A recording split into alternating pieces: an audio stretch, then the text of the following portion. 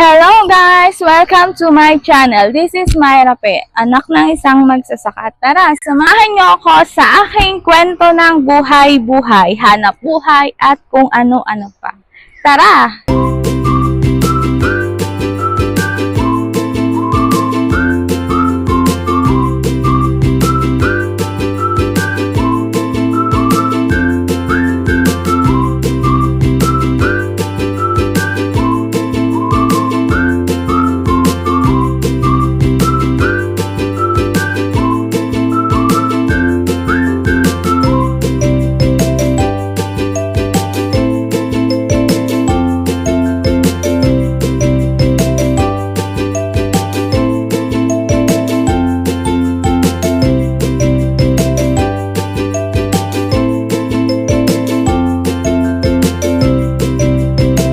Guys, dito ako lumaki sa lugar na ito. Welcome sa aming lugar.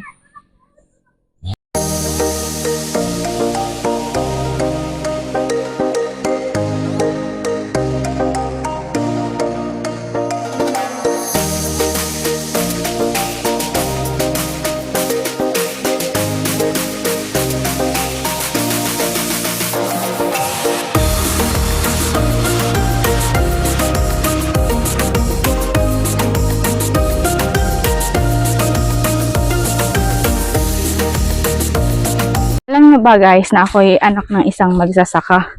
Kaya ako ay laki din sa, talagang laki din ako sa bukid. Yan. Ito ang aking tatay. 85 years old. Tumanda na yan sa pagbubukid.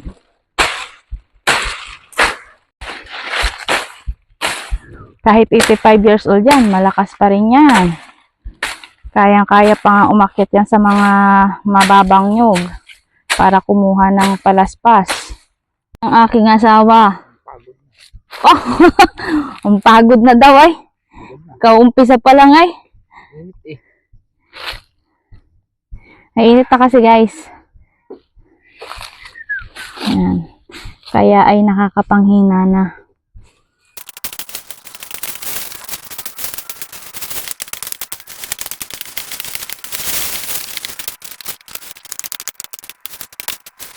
Alam nyo guys, nakatatlong pahinga na kami ng asawa ko. Pero yung tatay kong 85 years old, ayan, umahon siya din eh. Wala pa ring pahinga. Kami nakatatlo na. Tatawagin ko na kaya nilapitan ko. Tatay! Pahinga muna, tara! Ito ang aking nanay, 70 years old. 71 na pala.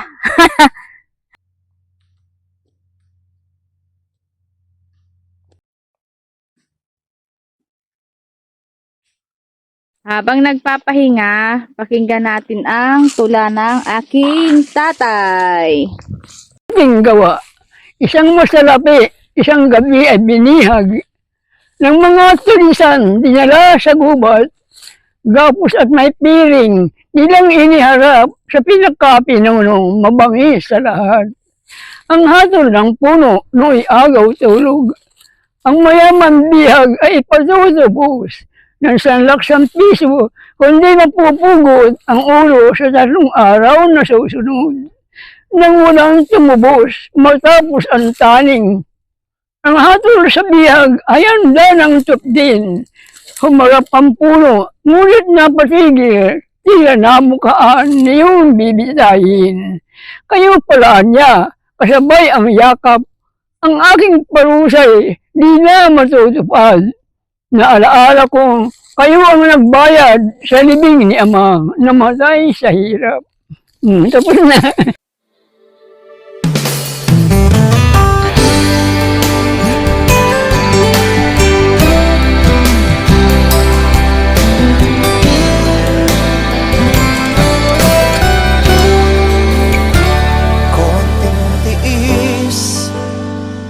Konting tiyaga, sana'y walang Please subscribe and like.